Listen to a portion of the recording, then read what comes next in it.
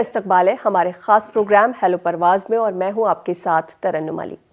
सर्दी और जोड़ों के दर्द का गहरा नाता है। दरअसल सर्दी में टेम्परेचर कम होने से मसल्स में खिंचाव आने लगता है, जिससे जोड़ों के आसपास की नसों में सूजन आ जाती है और मसल्स में अकड़न महसूस होती है, जिससे जोड़ों में दर्द होता है।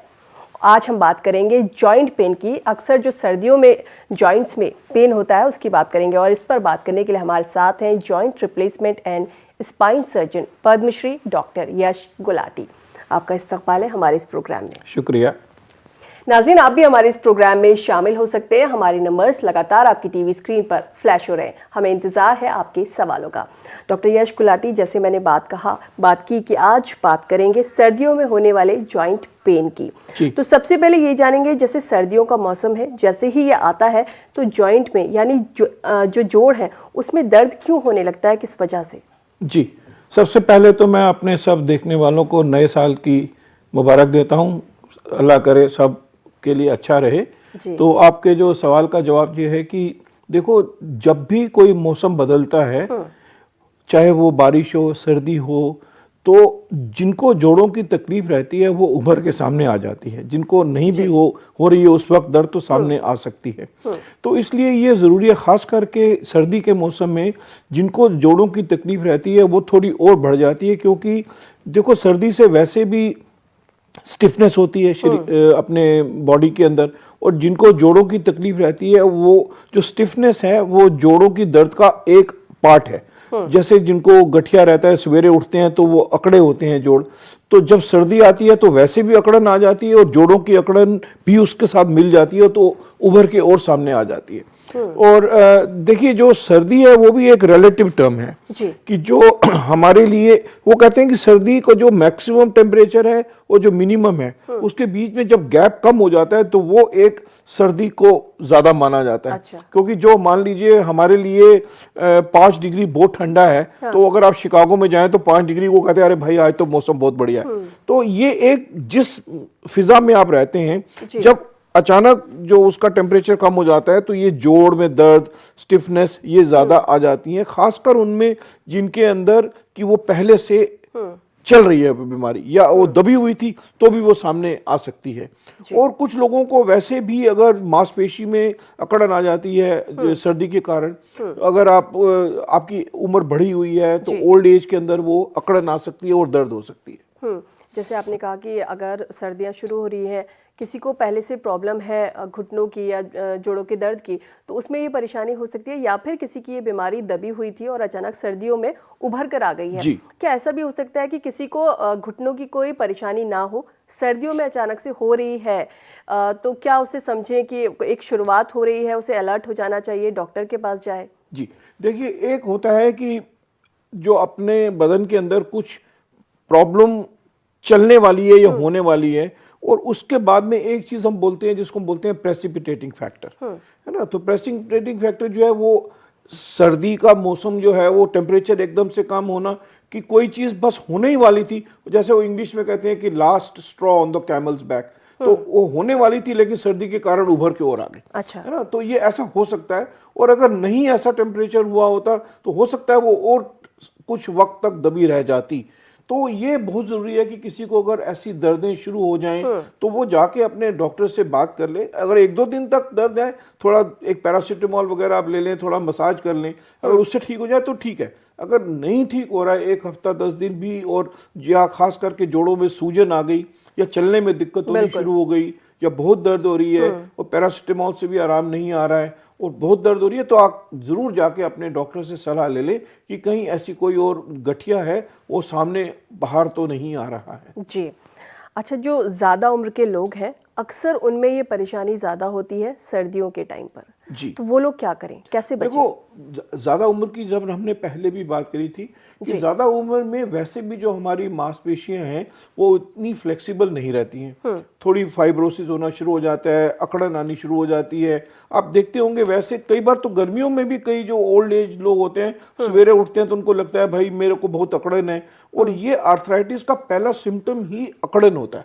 अच्छा। सवेरे उठते हैं तो पहले अकड़न होता है, फिर वो कहते हैं कि थोड़ा हम चल लेते हैं तो बेहतर महसूस करते हैं, क्योंकि ऐसा लगता है जैसे बॉडी की मशीन है उसमें ऑयलिंग हो गई है। तो ये पहला सिम्टम होता है जो जोड़ की स्टिफनेस का, मसल्स की स्टिफनेस का, और खास करके इसके ऊपर सर्दी और पड़ जाए तो वो स्टिफनेस हो जाता है। और अगर ऐसा कुछ महसूस कर रहे हैं ओल्ड पीपल, तो उनको थोड़ा अपने आप को गर्म कपड़े पहन के अपने आप को प्रोटेक्ट करें।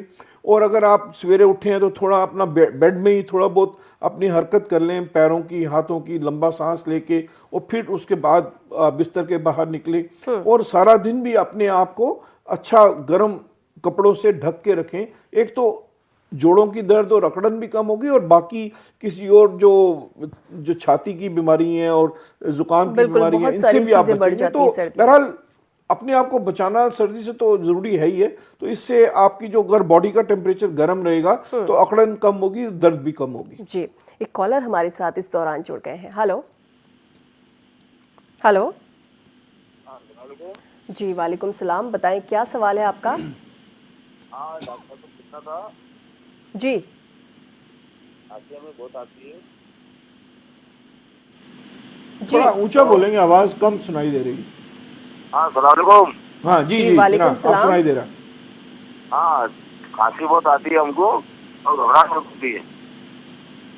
आपको खांसी बहुत आती है? देखो, खांसी बहुत आ रही है। हाँ हाँ, और घबराहट बहुत होती है उसके नहीं, बाद। देखो ये एक जो प्रॉब्लम है, ये जोड़ों के दर्द बिल्कुल, के आज साथ तो हम इसका कोई ताल्लुक नहीं है। हाँ। लेकिन बहरहाल क्योंकि आप पूछ रहे हैं, और सर्दी में खास करके ओल्ड एज में हाँ, ऐसा हो सकता ऐसा है। हो और जाता जैसा मैंने पहले भी कहा कि अपने आप को सर्दी से बचाना बहुत जरूरी है। गले को ढक के रखें, कपड़ों को ढक के रखें, गरारे कर लें, भाप स्टीम ले लें। इन सब चीज़ों से अगर नहीं आराम आ रहा है या कोई बुखार भी साथ में हो रहा है, तो आप प्लीज़ जरूर जाके अपने डॉक्टर साहब से बात कर ले कि कोई और दिक्कत ना हो। खास करके ओल्ड एज में इसको जितनी जल्दी इसका इलाज किया जाए ताकि निमोनिया वगैरह से बचा जा सके, तो इसको जल्दी इलाज कर लेना चाहिए। जी, एक कॉलर हमारे साथ और जुड़ गए हैं। हेलो हेलो हेलो जी, बताएं क्या सवाल है आपका?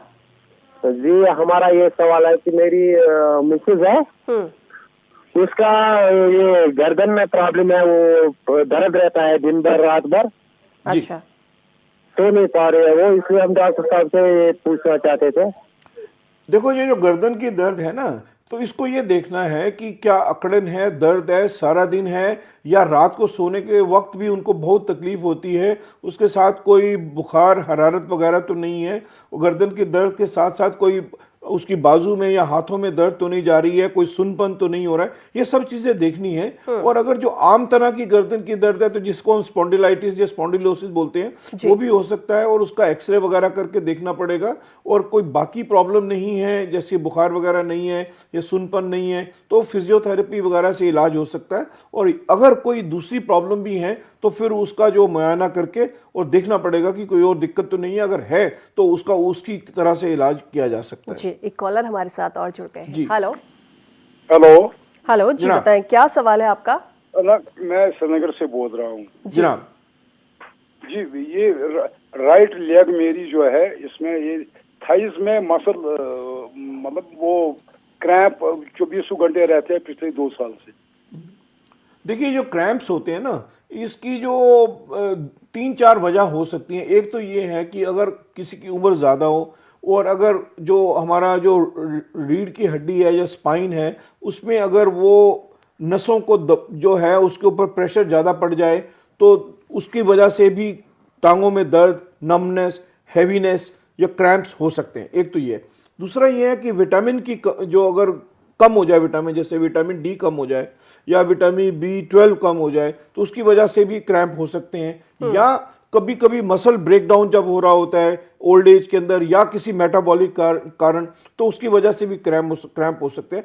तो देखना ये बहुत ज़रूरी है कि इस क्रैम्प की वजह क्या है, तो उसका मुआयना करके पता लग सकता है कि वजह क्या है। अगर विटामिन डी की जो अगर कमी है, तो बहुत आसान तरीका है, ओरल कैल्शियम और विटामिन डी आप ले सकते हैं। विटामिन डी 1 हफ्ते में 1 बारी, कैल्शियम दिन में 1 बारी। इंजेक्शन लगाने की कोई ज़रूरत नहीं है। विटामिन डी की कमी है तो वो आप ले सकते हैं। और अगर कई बारी क्या, एक बहुत अच्छा बड़ा नुस्खा है कि क्यूनीन लेने से क्रैम्प कम हो सकते हैं। तो क्विनीन की या तो टैबलेट मिलती है या जो एक टॉनिक वाटर मिलता है उसके अंदर भी क्विनीन होती है, तो वो भी आप लेके ट्राई कर सकते हैं। और अगर कोई डेफिशिएंसी है तो वो पहले देख लेना चाहिए कि कोई मेडिकल रीजन तो नहीं है क्रैम्प्स का, और अगर है तो उसका उसी तरह से इलाज करना जरूरी है। जी, कुछ और कॉलर्स हमारे साथ जुड़ गए हैं। हेलो जी नमस्कार। जी नमस्कार, बताएं क्या सवाल है आपका। जी मुझे कमर में प्रॉब्लम है, डिस्क है मुझे, 2-3 महीने से मैं बिस्तरे में बैठा हूँ, दवाई खाई है। तो राइट साइड मुझे दिखा रहे हैं, MRI मैंने करवाया है जी, कि वो हड्डी जो है राइट साइड की पीछे कमर में दूरी हो गई है। हाँ देखो, ये जो डिस्क की बीमारी है ना, ये तो एक जो डिस्क होती है ना, ये दो हड्डी के बीच में, कमर के बीच में एक तरह का कुशन या स्प्रिंग की तरह होता है।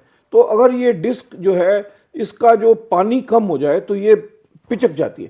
अच्छा। और इसके अंदर जो फ्लेक्सिबिलिटी कम हो जाती है, कई बार अपनी जगह से ये निकल के बाहर भी आ जाती है। तो अगर ये डिस्क की जो फ्लेक्सिबिलिटी कम हो जाए या पानी कम हो जाए तो क्या होता है, इसको हम डीजेनरेटिव डिस्क डिजीज कहते हैं।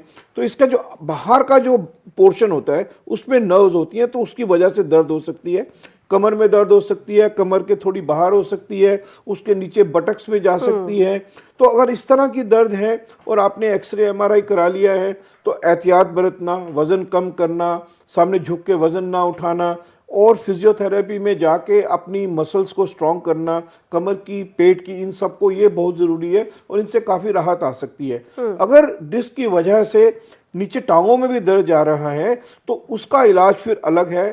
अगर कोई बहुत ज़्यादा नस के ऊपर दर्द दब रहा है और टांग में दर्द जा रही है तो आराम करना बिस्तर में, फिजियोथेरेपी करना, उसकी एक स्पेशल दवाइयाँ आती हैं, प्रीगैबलिन या दूसरी दर्द, वो आपके डॉक्टर साहब आपको बता देंगे।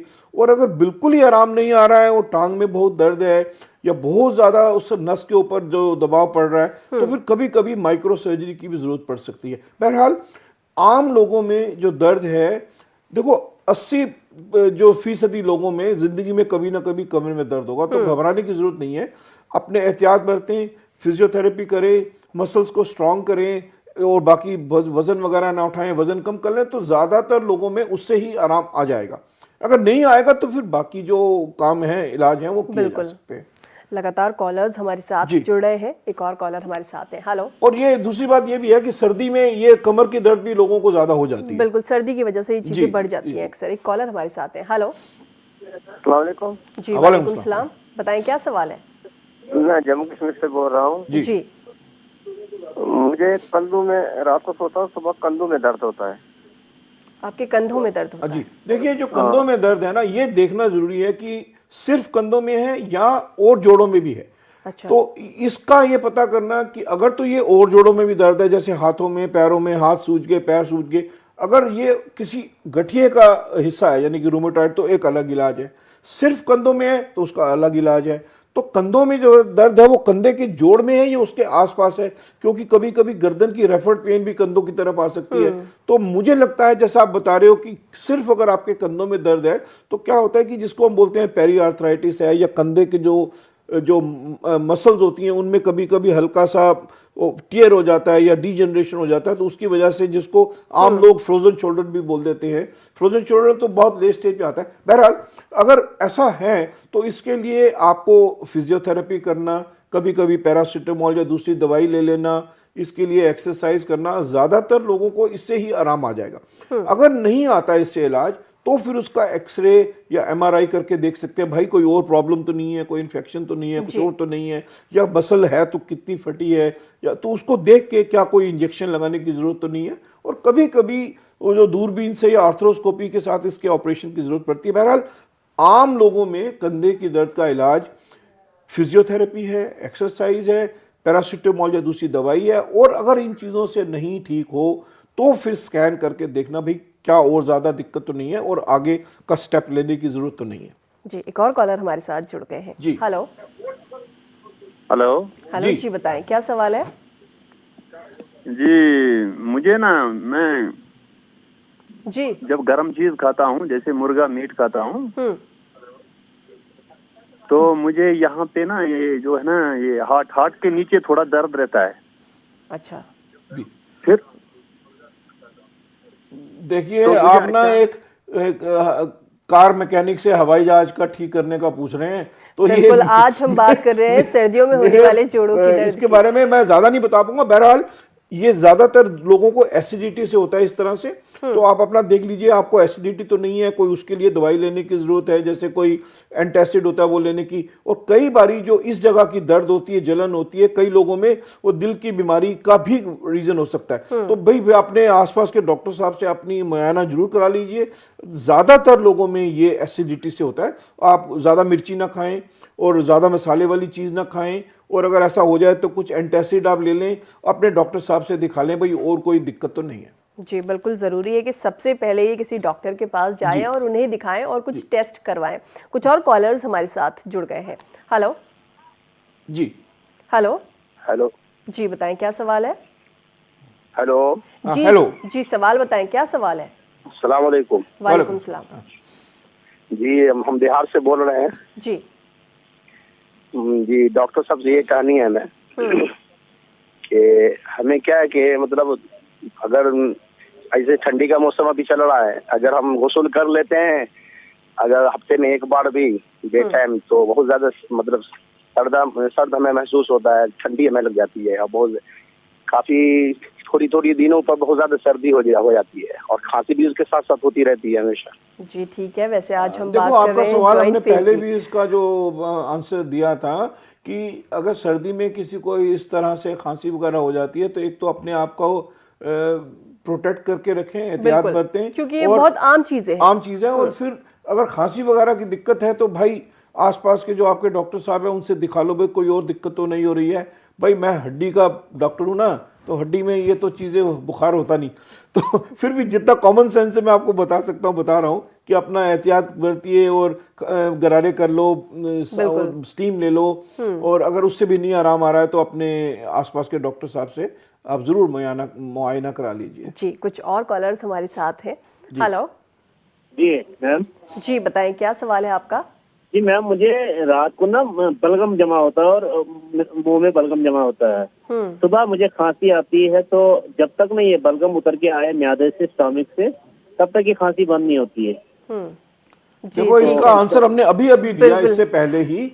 तो फिर क्योंकि सर्दी आ गई ना, तो सर्दी में खांसी जुकाम बलगम होने के ज़्यादा चांस है, तो सर्दी की वजह से शायद लोग ये सर्दी वाले सवाल हमसे पूछ रहे हैं, बिल्कुल जायज़ है। लेकिन इसका फिर मैं दोबारा एम्फेसाइज कर देता हूँ, अपने आप का एहतियात बरतिए, बचाव करिए, वो अपना स्टीम वगैरह लीजिए, और अगर कोई ज़्यादा दिक्कत हो रही हो तो फिर अपने डॉक्टर साहब से जाके मुआयना करवा लीजिए। जी, कुछ और कॉलर्स हमारे साथ हैं। हेलो हेलो, अस्सलाम वालेकुम। जी वालेकुम सलाम, बताएं क्या सवाल है आपका। तो डॉक्टर साहब से गुजारिश है कि मेरी फ्रोजन है ना, ये फ्रोजन शोल्डर जी, इसके लिए कोई एक्सरसाइज बता दें मुझे।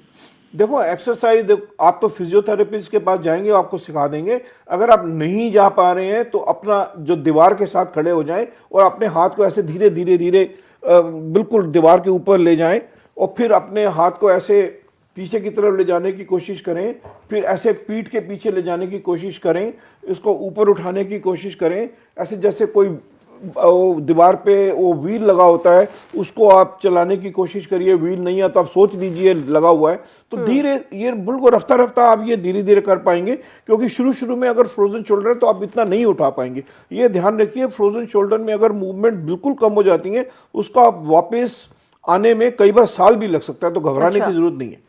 लेकिन आप अगर एक्सरसाइज करते रहें कंटिन्यू तो ठीक हो सकता है। बहुत जोर से नहीं करनी है, क्योंकि अगर आप जोर से करोगे तो जो अंदर वो जुड़ गया है फाइब्रोसिस से, अचानक अगर टूटेगा तो वो उसकी ब्लीडिंग होगी और जुड़ेगा। इसलिए इसको बहुत ही आहिस्ता आहिस्ता दिन में 1 मिलीमीटर ऐसे कर करके आराम से ओवर द मंथ्स इसको खोलना है। अचानक खोलने की कोशिश नहीं करनी है। एक कॉलर हमारे साथ और लाइन पर मौजूद है। हेलो हेलो हेलो जी, बताएं क्या सवाल है आपका। अस्सलाम वालेकुम डॉक्टर साहब। जी वालेकुम सलाम, बताएं। जी मुझे डॉक्टर साहब से पूछना था कि मेरे जो लेफ्ट लेग है तो उसमें नी में बहुत पेन होती है। जब मैं बैठती हूँ तो जब मैं खड़ी होती हूँ, बैठती हूँ कुछ नहीं होता, जब मैं खड़ी होती हूँ अचानक से इतना पेन होता है कि आवाज निकलती है। मैं चिल्लाती हूँ कि तो पेन क्यों होती है। वैसे मेरे बैक में डिस्क प्रॉब्लम है और मेरे MRI भी करवाया है, मेरा L4 और L5 है उसमें। देखो, जो घुटने की दर्द है, अगर आपको अचानक खड़े होने से दर्द होती है तो ये आपकी उम्र मुझे मालूम नहीं कितनी है, अगर 40, 45, 50 के आसपास है तो ये पहला साइन हो सकता है कि आपके जो घुटने में हड्डी घिसनी शुरू हो गई है। अच्छा। तो उसके लिए आपको वजन कम करना, अपनी एक्सरसाइज करना, नीचे नहीं बैठना, आपको प्रेयर भी करनी है तो नीचे की बजाय चेयर पे बैठ के आप कर सकते हैं इस तरह से। और अगर बैक की और एब्डोमेन की एक्सरसाइज है वो भी सब करना, और एक्सरसाइज करना, चलना, साइकिलिंग करना, ये सब आप कर सकते हैं। और अगर फिर भी कोई बहुत जैसे ऐसे खटक की आवाज आती है तो कई बार अंदर एक मेनिस्कस होती है, अगर वो फट जाए तो अंदर अटकती है, तो उसके वजह से भी हो सकता है। तो ये इसको एग्जामिन करना क्लिनिकली बहुत इंपॉर्टेंट है कि भाई ये क्यों हो रहा है, कि क्या सिर्फ बढ़ती उम्र की वजह से हड्डी घिसने से हो रहा है, या अंदर कोई मेनिस्कस वगैरह तो नहीं फट गया, या कोई लूज बॉडी तो नहीं अटक रही है। तो ज्यादातर तो ये अर्ली आर्थराइटिस से होगा, लेकिन अगर कोई और वजह है तो उसका एक्सरे या MRI करके पता लग सकता है कि ये वो उस वजह से है या नहीं, फिर उसका इलाज उसी तरह से किया जा सकता है। जी, इस दौरान एक कॉलर हमारे साथ और जुड़ गए हैं। हेलो हेलो जी बताएं, क्या सवाल है आपका? बॉम्बे से सलीम बात करते हैं, 58 एज है जी जी। और कमर का 3rd, 4th और 5th का ऑपरेशन हुआ है मेरा। तो उसमें उन्होंने कुछ सपोर्ट के लिए लगाया हुआ है। हेलो जी। सपोर्ट के लिए ऐसा इंजिस जैसा कुछ लगाया हुआ है डॉक्टर ने ऑपरेशन होने पर जी। लेकिन वो जकड़न की तरफ पकड़ा हुआ है। अच्छा, देखो, हाँ, जकड़न की तरफ पकड़ा हुआ है, फ्री चलने नहीं देता है। जी जी, देखो ये डिपेंड करता है कि आपका ऑपरेशन कितने दिन पहले हुआ था। अगर तो अभी हुआ है पिछले 4-6 हफ्ते, 8 हफ्ते में, तो थोड़ी स्टिफनेस तो रहेगी। और ऑपरेशन क्या हुआ, कि क्या सिर्फ माइक्रो सर्जरी हुई है, या बीच में स्क्रू लगे हैं, या बड़ा ऑपरेशन हुआ या छोटा हुआ, तो उसके ऊपर ये डिपेंड करेगा कि कितने टाइम तक अकड़न रहेगी। अगर तो सिर्फ माइक्रो सर्जरी हुई है तो 4-6 हफ्ते में ये स्टिफनेस कम हो जाएगी, उसके बाद आप थोड़ी फिजियोथेरेपी में जाके एक्सरसाइज कर सकते हैं। अगर कोई स्क्रू लगे थे किसी वजह से, बड़ा ऑपरेशन हुआ, डीकम्प्रेशन बड़ा हुआ, तो उसमें स्टिफनेस हटने में टाइम लगेगा। तो उसकी फिर आप जाके फिजियोथेरेपिस्ट से स्ट्रेचिंग एक्सरसाइजेज, जेंटल मोबिलाइजेशन, वो आपको सिखाएंगे कि धीरे धीरे कैसे इसको आपकी मूवमेंट को वापस लाना। अचानक नहीं करना, एकदम से नहीं करना एक दिन के अंदर। तो आप 3-4 महीने में देखेंगे कि मूवमेंट वापस आ जाएंगी। और उसके बाद आपको एहतियात बरतना बहुत जरूरी है कि आपको नीचे झुक के वजन नहीं उठाना, जमीन से कुछ उठाना है तो बैठ जाओ, फिर अपने पेट के सामने लेके उठाओ, भारी वजन नहीं उठाओ, एक जगह ज्यादा देर नहीं बैठो, और बहुत लंबी ड्राइव पे एक टाइम से नहीं जाओ। तो ये सब एहतियात बरतेंगे आप, तो आपकी फ्लेक्सिबिलिटी फिर से वापस आ जाएगी, अगर आप स्ट्रेचिंग एक्सरसाइज वगैरह आप जब करोगे तो। एक और कॉलर हमारे साथ है। हेलो हेलो जी बताएं, क्या सवाल है आपका? जी, मैं आजकल सर्दियों का मौसम चल रहा है और जब नहाव आदमी लेता है तो उसके हाथ पैर में बहुत दर्द होता है, मतलब हड्डियों में। जी हाँ, देखो ये अब ये देखना है कि वही हमने शुरू में भी प्रोग्राम की यही बात करी थी भाई, कि क्या ऐसा तो नहीं है कि कोई चीज दबी हुई थी, वो ठंडे मौसम की वजह से उभर आके बाहर आ रही है, या कई बारी एज के साथ थोड़ा बहुत स्टिफनेस ठंड के साथ हो सकता है। उससे घबराने की जरूरत नहीं है। अगर हाथों में सूजन नहीं है और कोई दिक्कत नहीं है, दिन में दर्द नहीं होती, और अगर हल्का सा स्टिफनेस हुआ और वो ठीक हो गया तो एक्सरसाइज वगैरह करिए और उससे ठीक हो जाएगा। अगर ये ठीक नहीं होता है और सूजन रहती है, या सारा दिन दर्द रहती है, या सूजन आ जाती है, या अकड़न ज़्यादा रहती है, तो भाई आपको मुआयना करवाना पड़ेगा, और 2-4 सिंपल ब्लड टेस्ट है वो करके मालूम हो जाएगा भाई कोई ऐसा गठिया तो नहीं डेवलप हो रहा है। जी, वक्त हमारे पास थोड़ा सा कम है, लेकिन कई कॉलर्स हमारे साथ हैं, तो कोशिश करेंगे जल्दी जल्दी उन सभी से बात कर सकें। हेलो वालेकुम सलाम, बताएं क्या सवाल है? हैदराबाद से बात कर रही हूँ। मेरी उम्र 49 है, मुझे RA फैक्टर पॉजिटिव 40 आया है, तो मुझे डॉक्टर से कंसल्ट करी हुई हूँ मैं अभी, और बोलते सो एक्सरे करवाई हूँ, नी में दर्द है, लेफ्ट में बोलते सो दर्द है, और उनका एक्सरे करा हुआ है, और बोलते सो पैरों का भी एक्सरे कराया हुआ है। तो मुझे क्या एहतियात बरतनी? देखो, अगर आपका RA फैक्टर पॉजिटिव है, जोड़ों में दर्द है, हाथों में दर्द है, तो रूमेटॉइड आर्थराइटिस है, तो या तो ऑर्थोपेडिक सर्जन से मिल लीजिए या रूमेटोलॉजिस्ट से मिल लीजिए। वो आपकी एक खास तरह की दवाइयाँ होती हैं जिसे डिजीज मॉडिफाइंग ड्रग्स कहते हैं, जो अंडर सुपरविजन ही लेनी चाहिए। जैसे नियोट्रैक्सेट है, वो अलग अलग दवाइयाँ हैं, तो वो दवाइयाँ आपको बताएंगे और उसके साथ क्या क्या आपको प्रिकॉशंस लेनी है और कैसे ब्लड टेस्ट भी साथ में करने हैं, देखते हुए कि उनका कोई साइड इफेक्ट नहीं है, तो वो आप लें तो बहुत अच्छा उसका इलाज आ सकता है। खासकर मुझे लग रहा है कि आपकी प्रॉब्लम अभी शुरू हुई है, तो उससे आपको इस प्रॉब्लम को खत्म किया जा सकता है दवाइयां लेके। आप जरूर किसी रोमेटोलॉजिस्ट या ऑर्थोपेडिक सर्जन से मिल लें। जी, चलते चलते प्रोग्राम में एक आखिरी कॉलर को शामिल करते हैं। हेलो जी, कहाँ मिलना है? हेलो, हाँ जी, कहाँ मिलना हो दवाइयों के लिए? आपका सवाल क्या है, क्या पूछना चाहते हैं आप? मैं ये कह रहा हूँ, मेरे को गर्दन दर्द है, कमर में दर्द है, घुटने में दर्द है। आप देखिए, आपकी वही बात है ना, मोस्ट प्रॉब्ली ये जो सारी दर्द है ये उम्र के ऊपर डिपेंड करता है कि क्या उम्र है। अगर यंग एज में है तो हमको ये रूल आउट करना है कि कोई एंकलोजिंग स्पॉन्डिलाइटिस तो नहीं है। मिडिल एज वगैरह में है तो कोई जिसको हम सीरो नेगेटिव आर्थ्रोपैथी है वो तो नहीं है। लेकिन आम तौर पे जैसा मैंने कहा 80% लोगों में कभी ना कभी दर्द जरूर होगी। तो ये जो नॉर्मल स्पॉन्डिलाइटिस है 40-50 ईयर्स के बाद में शुरू हो जाती है, अगर वैसी है तो उसकी एक्सरसाइज वगैरह से ये ठीक हो जाएगा।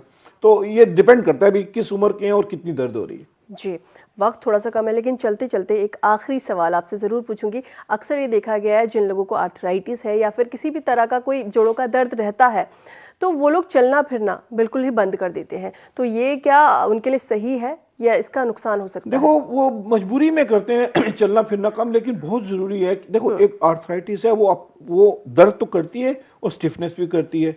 फिर क्या होता है, स्टिफनेस दर्द करती है, दर्द स्टिफनेस करती है और साइकिल बन जाता है। तो इस साइकिल को तोड़ना बहुत जरूरी है। अगर आप नहीं चलेंगे तो और ज्यादा स्टिफनेस हो जाएगी, जोड़ और खराब हो जाएंगे। इसलिए चाहे जो जोड़ की दर्द की दवा लेनी और कोई अगर डिजीज मॉडिफाइंग ड्रग है वो उसकी लेनी, उसके लेने के बाद चलना और एक्सरसाइज करना और जोड़ों में मोबिलिटी रखना बहुत जरूरी है। क्योंकि वो एक बार अकड़ गए तो फिर उनको खोलने में और ज्यादा मुशक्कत करनी पड़ेगी और दिक्कत होगी। तो चलना बंद करना अच्छी बात नहीं है।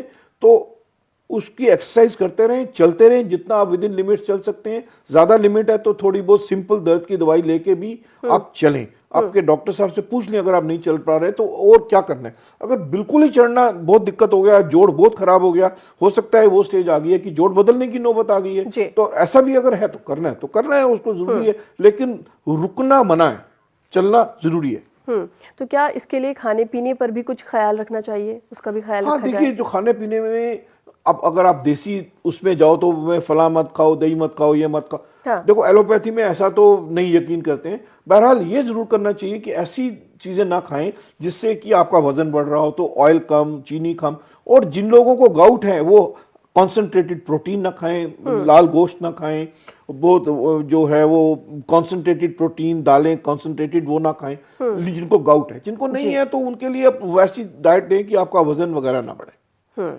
डॉक्टर यश गुलाटी, आप हमारे स्टूडियो में आए, तमाम कॉलर्स के सवालों के जवाब आपने दिए, आपका यहाँ आने के लिए बहुत बहुत शुक्रिया। बहुत बहुत शुक्रिया मुझे बुलाने के लिए। नाजरीन, कल हेलो परवाज में हमारे साथ होंगी डॉक्टर शहला अग्रवाल, तो देखना मत भूलिएगा। फिलहाल हमें दीजिए इजाजत, आदाब।